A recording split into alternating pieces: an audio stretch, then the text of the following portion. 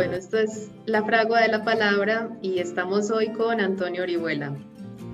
Muy contenta, muy feliz de tenerte, Antonio, en este espacio porque tratamos de darle voz pues a muchos escritores diferentes, poetas, narradores, de todo tipo de textos o de trabajos narrativos. Y en este caso me parece muy interesante conversar contigo porque tú eres un poeta, me parece a mí, desde mi opinión, muy particular.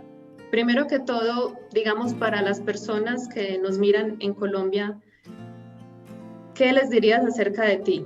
¿Quién es Antonio Orihuela? Antonio Orihuela, alguien que intenta vivir en poesía. Vivir en poesía. De la poesía no se puede vivir. Decía Vicente Aleixandre, nuestro premio Nobel, que la poesía como mucho daba para merendar, pero no para vivir. Muy bien. Además, Tú, además, intentar vivir de la poesía es caer en demasiadas servidumbres que no son nada poéticas. sí, tú eres un poeta pues que frente al arte has asumido como esa independencia. Vivir en poesía es vivir en libertad, vivir en independencia. Y, y sobre todo, pues, entender la poesía, entender que la poesía va más allá de la palabra escrita. La poesía es un estado, una manera Para de vivir. ti, para ti entonces la poesía es como un estilo de vida, una forma de vida. Sí, es un estar en el mundo. Más que un oficio, más que digamos Un un oficio, ya quisiéramos que fuera un oficio, pero no está por encima de la cuestión de oficio, ¿no? Porque un oficio, en un oficio uno hace un trabajo que demandan unos clientes. Una de los misterios de la poesía es que nadie nos demanda que escribamos un poema. Lo que la gente tiene es a veces la necesidad de encontrar palabras, versos, un poema, pero nadie nos dice, mira, de 8 de la mañana a 6 de la tarde tienes que escribir poesía hoy sobre el amor, mañana sobre la muerte, pasado sobre las decepciones amorosas. No, eso no funciona así, ¿no? y Entonces, perdería todo el encanto si fuera de esa manera. sí, eso, bueno, tú lo has dicho la palabra, ¿no? Encanto. La poesía tiene que encantarnos, pero uno, para eso primero tienes que vivir encantado. ¿Cuál es la memoria más, digamos, más antigua? ¿Cuál considerarías tú que fue tu primer poema? El primer poema, Poema, sí. ¿Tienes memoria de eso? yo me recuerdo de niño jugando con mis muñecos en la casa familiar que tenía, era una casa de pueblo con grandes corrales y que yo me inventaba historias con esos personajes, les ponía nombre y eso, eso sí, me hubiese gustado saber, no sabía entonces escribir, pero probablemente me encantaría volver a poder reproducir aquellas historias que inventaba con mis muñequitos jugando en la casa de mis padres. Para ti ese fue el primer asomo de poesía en tu vida, esos juegos Es el infantiles. primer asomo porque es el primer asomo a la creación, a ver que tú puedes construir mundos, que el mundo no acaba en lo que la realidad ordinaria te muestra, sino que hay posibilidades de generar otros mundos, ¿no? Y de expandir la conciencia en esos mundos. Y eso me pareció fascinante y eso lo volví a constatar cuando pude leer, ¿no? Cuando ya me convertí también en un lector y empezar a leer las historias de los otros, ¿no? y hacerlas partícipes de uno, ¿no? Porque al final uno también se construye con lo que lee. Y tú eres de un pueblo muy hermoso, de un pueblo en el que uno ve poesía por todos lados, porque Hoy, Moguer es un lugar fascinante. una vez paseando por París, cerca de los Inválidos, vi un cartel en una iglesia y decía el cartel, entra y recarga tus energías. Y me pareció un mensaje fantástico, ¿no? Con su poquito también de ironía New Age, pero fantástico. Efectivamente, hay lugares que tienen una energía especial. Y si tienes un poco de sensibilidad, los captas con facilidad. Mover es uno de esos lugares. Lo hablaba hoy con unos amigos. Es como una pila de energía a la que uno se puede conectar, ¿no? Cuando está allí. Entonces, bueno, pues yo tuve el privilegio de nacer allí y de vivir de primera mano no solo mis historias personales, sino también las de otro gran poeta que había vivido allí antes. Entonces, bueno, es encontrar, como en el cuento de Hansel y Gretel, las miguitas de pan que te van dejando otros por los senderos y que te guían, y que además yo creo que es algo muy humano y que está en todos los poetas, ¿no? Indicar Entonces, ¿tú sientes que Juan Ramón Jiménez fue de alguna manera un guía lo fue en sin ese duda. encuentro tuyo con la poesía? Lo fue y lo sigue siendo. ¿Cuál es tu poema favorito de Juan Ramón?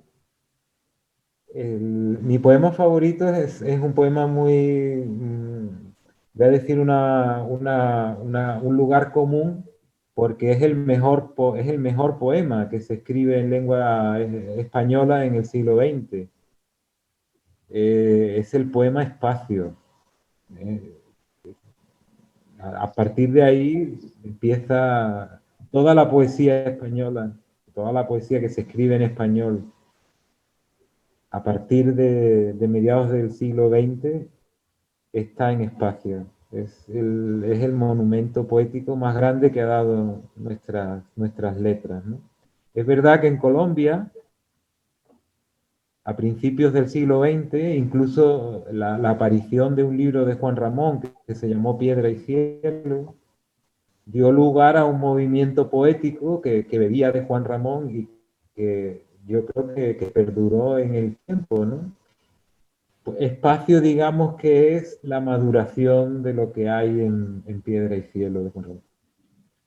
Sí, precisamente mi novela sobre Dolly Mejía tiene mucho que ver con eso porque Dolly hizo parte del movimiento Piedra y Cielo. Ujú.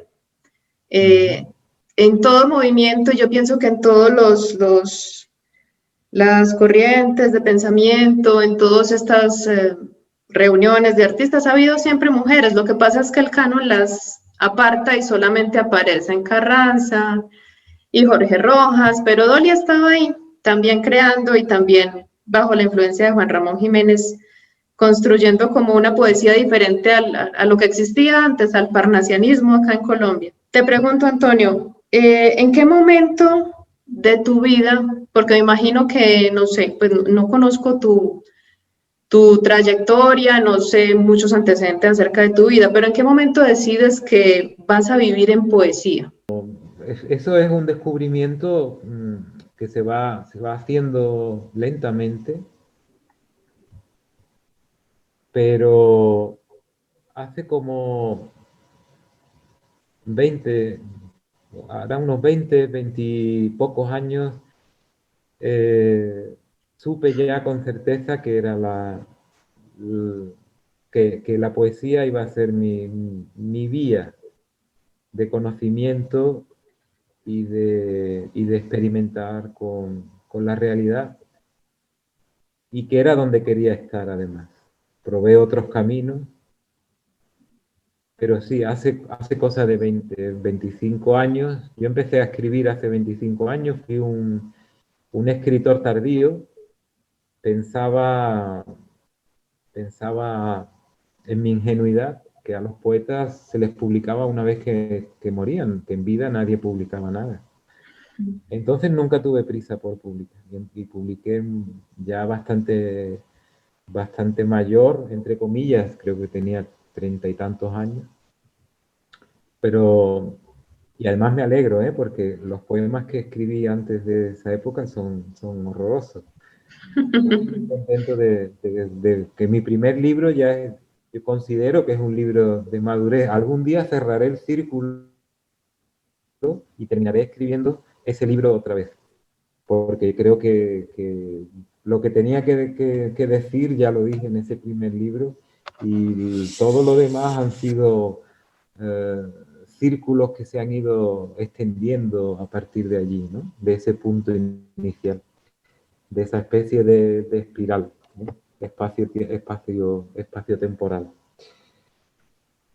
Antonio, leyéndote, uno encuentra que hay un deseo en ti como de expresar, como un deseo de expresar tu inconformidad, una inconformidad con el estado de cosas, con cómo se valora la vida, como con los valores de la sociedad en la que nos encontramos.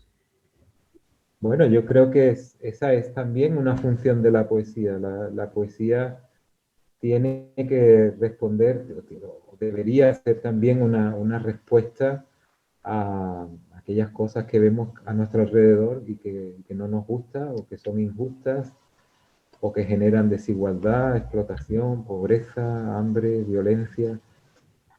Claro que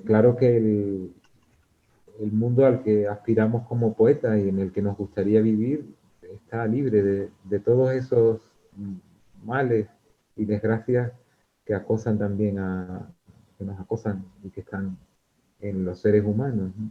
Entonces, claro que mi poesía tiene también esa vertiente de lucha, de reivindicar y de desnudar la realidad, porque, porque, bueno, a veces sin darnos cuenta terminamos vestidos de anuncios de la publicidad. ¿Tú dirías que ese es uno de los temas o el tema central que tratan tus libros y tus poemas? ¿O crees que hay otras obsesiones, otros temas alrededor de los cuales giran tus poemas? El tema siempre es el mismo, hay que, hay que, hay que provocar o hay que producir, o uno trabaja en lo personal, trabaja por un cambio de la conciencia. Ese cambio de la conciencia tiene un aspecto hacia el exterior y otro aspecto interior, es decir, es un trabajo que tienes que compaginar entre el trabajo interior en lo personal y el trabajo exterior en lo social, en tu relación con los demás y en tu trabajo por transformar una realidad que no te gusta. Cuéntame, Antonio, acerca de Voces del Extremo. ¿Cómo surge ese encuentro y qué significa para ti como eh, convocar a tantos poetas del mundo a ese pueblo hermoso, a Moguer? Pues mira, Voces del Extremo surge como surgen casi todas las cosas por casualidad. Huberto Estábile, el amigo Huberto, también muy conocido por los poetas colombianos, porque él es un asiduo y un enamorado de Colombia. Huberto sigue haciendo un encuentro que se llama Edita, muy cerquita de Moguer, en otro pueblo que se llama Punta Umbría. Pero Edita estaba muriendo de éxito. Iba tanta gente, acudía tantísima gente a Edita con propuestas tan variadas que yo pensé, lo hablé con él, digo, ¿qué te parece si hiciéramos un encuentro específicamente de poesía? Porque en Edita había música, había performance, había poesía visual, había poesía discursiva, había noches interminables de bares, era un programa agotador. Y entonces digo, ¿por qué no celebrar un encuentro solo de poetas y dedicado a la poesía?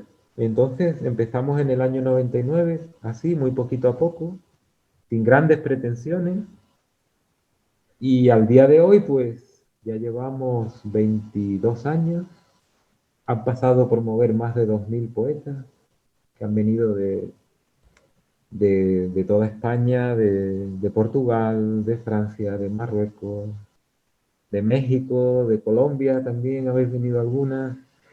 Y bueno, pues es eso. Yo creo que es un encuentro en el sentido literal de la palabra, de encontrarse. Un sitio donde uno se encuentra con gente que son hermanos y que no se habían visto nunca, pero que allí inmediatamente se reconocen.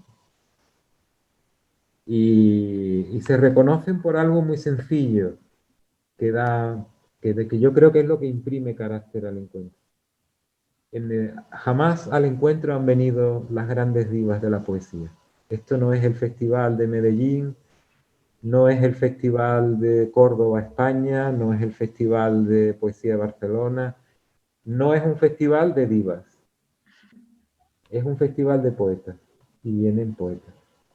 Entonces allí nadie es más que nadie, todos los poetas tienen el mismo tiempo para leer, todos tienen el mismo respeto, la misma atención, el mismo cariño, pero no por mí, porque yo hago muy poco, sino porque la gente que va ya va con esos atributos para regalarlos en mover.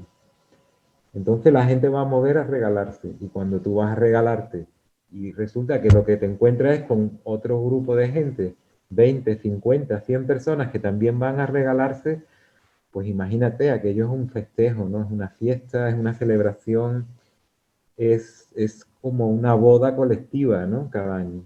Eso es lo que tiene mover. Además hay algo muy significativo. Quien no está en esa sintonía, no vuelve.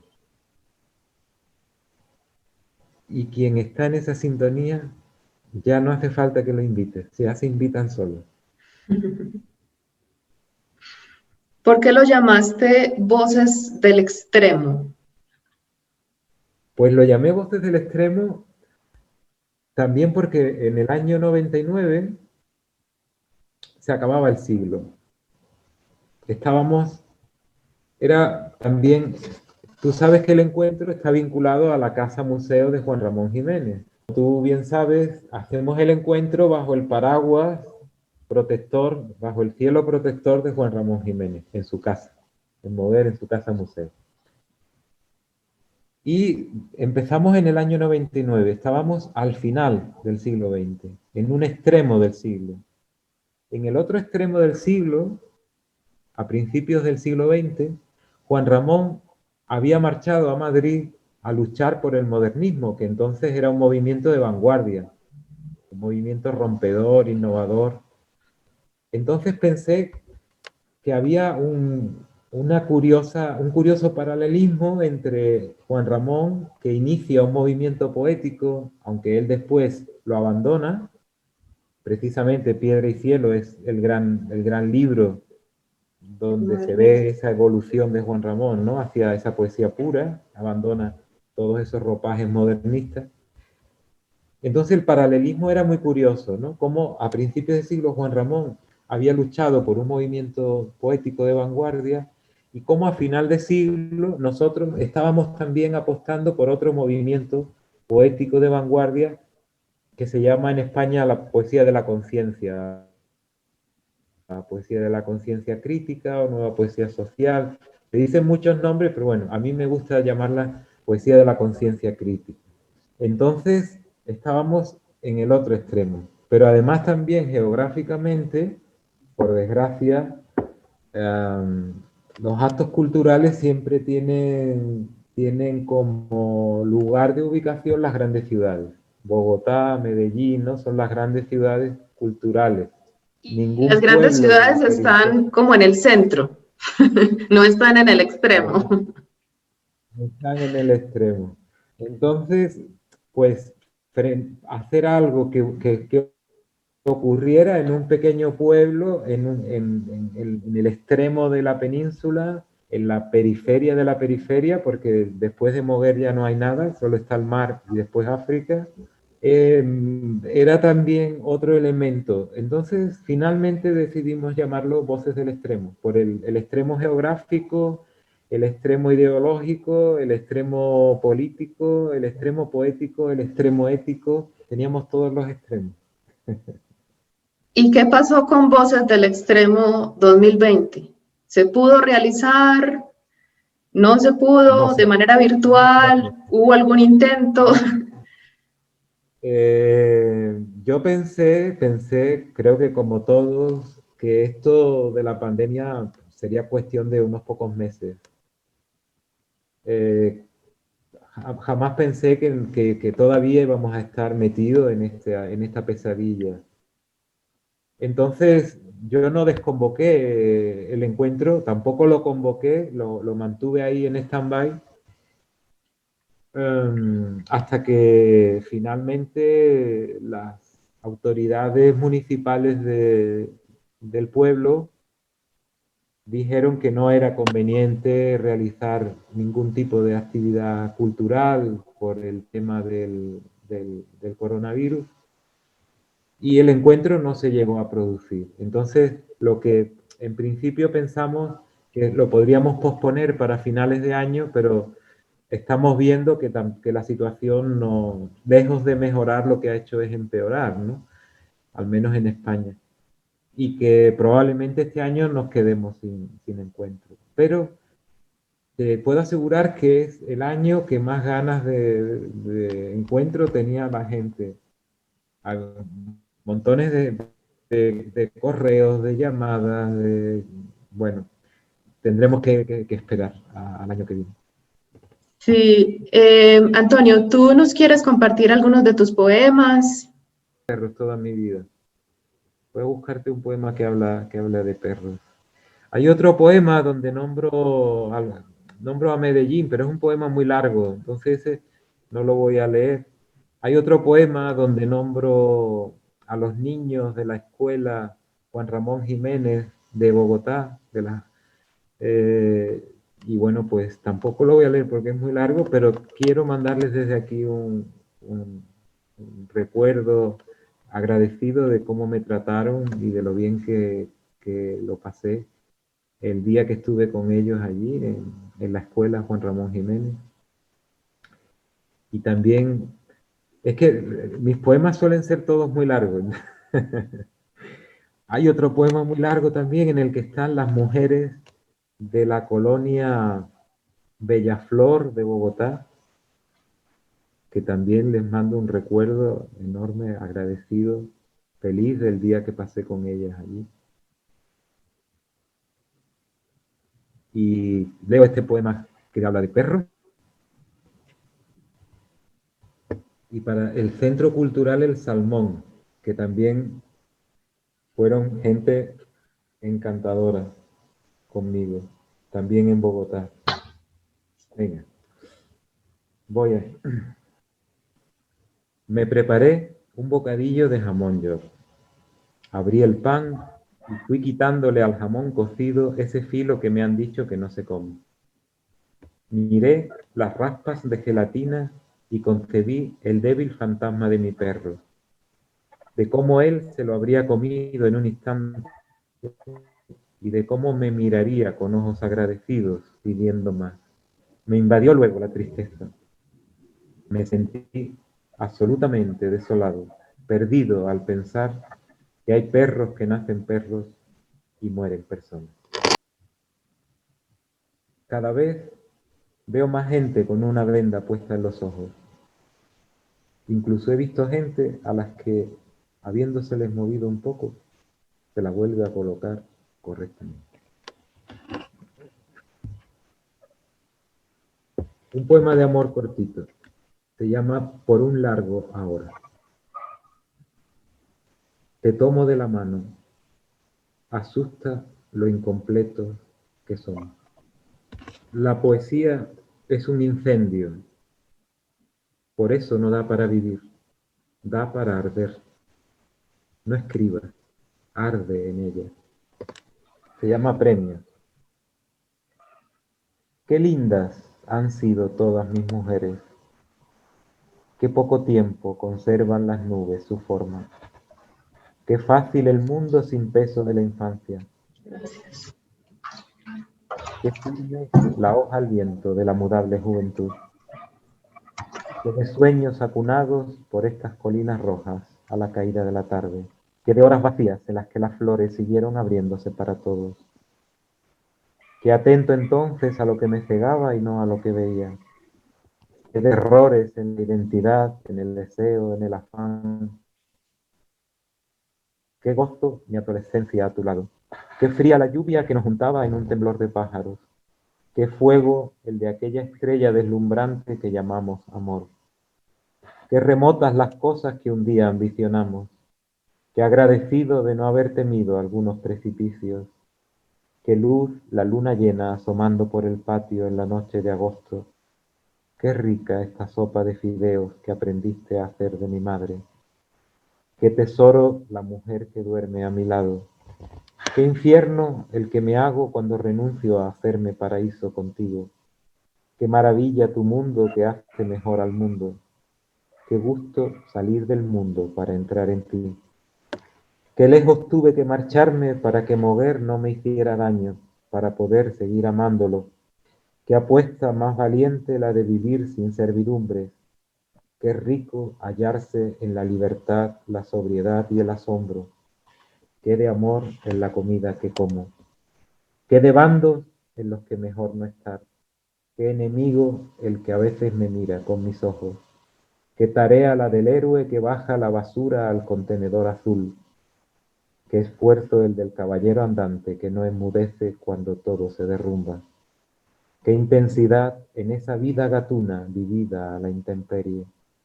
Qué pureza en los hermanos peludos que acompañaron mi soledad.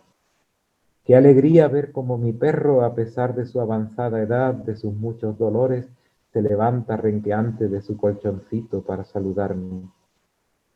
Qué enseñanza en el plumaje del abejaruco que se posó en mi manga. Qué presagio los que ya no quieren vivir en casas con escaleras. Qué hermosa la gente en las plazas recordando lo suyo. Qué de discursos aplastados por las acciones. Qué miedo el de todos a que se acabe el mundo y no a que el mundo siga igual. Qué quieta en el aire la tarde, el sol, la rosa, la gaviota. Qué poder en la belleza con lo feo que es el poder. Qué presentes las derrotas, las alternativas no realizadas, la basura de este muladar que llamamos país. Qué minusválidos los que necesitan salir todos los días en la televisión para sentirse vivos. Qué de sueños en esta bandera roja y negra en la que envolverás mis huesos. Qué hiperrealidad redundante más irrealista. Qué verdad tan poco verdadera. Qué de seguros puertos que se fueron alejando. Qué de disfraces vistió la vida. Qué de nombres para nombrar lo mismo. Qué poco importa la poesía a la gente y yo que le he dedicado mi vida. Qué de libros en los que viviré bien muerto. Qué palabra la que contiene todo el lenguaje. Qué perverso regalo este secreto que no puede ser transmitido. ¿Cuántos premios? ¿Cuántos premios? ¿Cuántos premios? Este se llama El cielo, es un poema que recuerda la adolescencia. El cielo. Tengo 17 años. Te miro con las manos en los bolsillos en una calle cerca del puerto de Valencia. Estoy de paso. Tengo 17 años. Te digo que me gustas y al instante, por primera vez, siento que me divido en dos. Estoy de paso. Tengo 17 años. Tatuamos nuestro amor en un naranjo. Su sangre huele a azahar. Estoy de paso. Tengo 17 años. Tus aretes son cruces visigodas que aún conservo. Estoy de paso. Tengo 17 años. Vistes una blusa blanca que deja ver la hermosa transparencia de tus pezones rosados. Estoy de paso. Tengo 17 años. Amanece a tu lado por un ojo de buey a través del que se ve la catedral de Palma. Estoy de paso. Tengo 17 años. Caminamos abrazados por la calle Yum, felices por haber comprado velas y caramelos. Estoy de paso. Tengo 17 años. Jugamos al escondite entre la calle Canguil y Yenses. Tengo 17 años. En una terraza de Dalmurada, una señora te habla en sueco y todos nos echamos a reír. Estoy de paso. Tengo 17 años. Ceno contigo en un chino del Carrer del Mar y a los postres tú me llamas heladito frito. Estoy de paso. Tengo 17 años.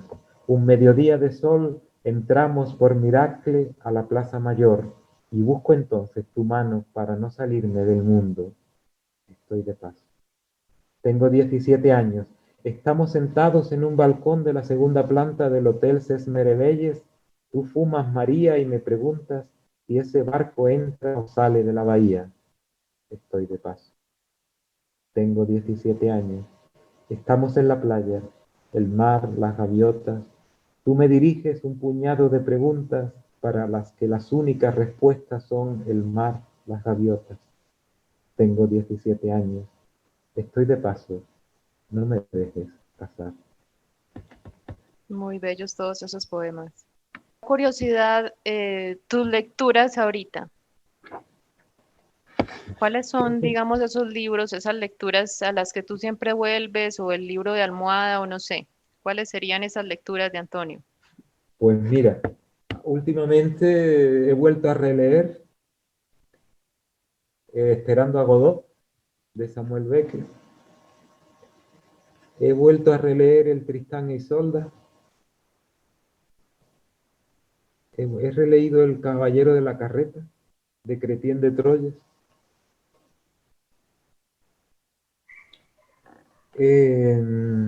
Una novela, ahora estoy trabajando sobre algo que tú mencionabas antes, las mujeres que se quedaron fuera porque eran mujeres y porque además estaban fuera del canon, por dos razones. Y he vuelto a releer una novela que la tengo aquí delante, de Luisa Carnés, que se llama Tea Room. Es esta novela. Es una novela fantástica, fantástica en el sentido de que está escrita por una mujer obrera en los años 30 y es una novela que habla del trabajo, de la explotación, de la servidumbre, de los conflictos obreros en España en esa época. Algo muy extraño, muy extraño. Y es una gran novelista, Luisa Carnés. Como muchas escritoras españolas, murió en el exilio en México. Y bueno, pues así a bote pronto es lo que se me ocurre contarte que estaba haciendo, mirando también algunas, he estado trabajando por una conferencia que tenía que dar en la Universidad Autónoma de Madrid. Estaba mirando el tema del arte de acción en Colombia, hecho tanto por mujeres y colectivos, pero con metidas nombres porque no voy a poder recordar. Pero me ha llamado la atención que hay un trabajo importante desde los años 90, tanto de grupos, colectivos, como de individualidades, tanto hombres como mujeres, trabajando el arte de acción. Entonces, ahorita eso es lo que te ocupa. No, bueno, me ¿Tienes nuevos ocupan miles de libros? cosas. Acabo de terminar, que va a salir ahora, lo anuncié ayer en el muro de Facebook, va a salir un libro sobre la contracultura en España, en al final de la dictadura y los primeros años de la democracia. Es un libro que se llama El refugio más breve y en el que se cuenta pues todos esos espacios autónomos de libertad que crecieron en los últimos años de la dictadura y sobre todo en los primeros años de la democracia, antes de que de que el poder se encargara de subvencionar determinadas cosas y olvidarse de otras y por lo tanto pues arruinar el edificio de la cultura en el país o hacer una cultura dirigida, ¿no? Que es lo que tenemos ahora. Una cultura dirigida desde el poder y desde las élites culturales, no lo que floreció en los años 70 en España. Y bueno, y Huberto va a sacar también ahora un libro a primeros de noviembre, que es mi último libro de poesía, que se llama Todos atrapados en la misma trampa. Y estoy también preparando una conferencia que tengo que dar para la Universidad de Montpellier sobre esto, sobre estas mujeres que estaban fuera del canon y que eran además mujeres, que son dos grandes impedimentos para triunfar en el mundo de la literatura. Sí, y en una época em, hubo como un momento muy particular en el que fueron muy como barridas bajo el tapete. Em, entonces sí, están Ellos, como en este tiempo saliendo a la luz todas esas autoras y todos esos trabajos. efectivamente, hay que reivindicar esos discursos, sobre todo porque algunos de ellos tienen una frescura y una actualidad que, que sorprenden, ¿no? Yo, por ejemplo, en este trabajo que estoy haciendo sobre las mujeres, escritoras, me centro en mujeres que escribieron dentro de una editorial que se llamaba La Revista Blanca, en los años 30 en España. Esa editorial publicaba tanto a hombres como mujeres, pero esta tiene la particularidad de que casi la mitad, o un tercio, mejor dicho, de los autores eran mujeres. Y otra particularidad es que estas mujeres, no todas, pero sí algunas en sus novelas, tienen un discurso feminista muy potente. Hablan del aborto, hablan del divorcio, hablan del amor libre, hablan de educar a los hijos sin padres. Bueno, cosas que son debates que siguen todavía sobre la mesa, ¿no? Y están novelados ya en los años 30 por, por mujeres como, digo nombres que no van a, no porque tú no los conozcas, sino porque no los conoce casi nadie en España, ¿no? Federica Montseny, Antonia Maimón, Regina Opiso, Lucía Sánchez Saornil, muchas mujeres con un discurso de una gran potencia política de empoderamiento femenino que fueron silenciados, ¿no? En el caso de España, por la triste, porque todo esto desemboca en el golpe militar y la dictadura se encarga de reprimir y de mandar al exilio, ¿no? A todas estas mujeres que, que estaban construyendo una obra muy, muy potente. Te agradezco mucho todo este tiempo que me has dedicado A ti, y por esperar. mucho tus palabras, tus poemas, el haber podido compartir este espacio. Me parece muy generoso de tu parte. Te agradezco mucho y bueno, espero que muy pronto nos podamos encontrar, pero en Moguer. Ojalá, ojalá. Sabes que tienes las puertas abiertas para volver cuando quieras. Bueno, una feliz noche allá en Mérida. Pues besos para ti y muchos recuerdos para todos los amigos colombianos. Héctor, que te echo mucho de menos, sobre todo. Los paisas. A los Chao, países. Antonio.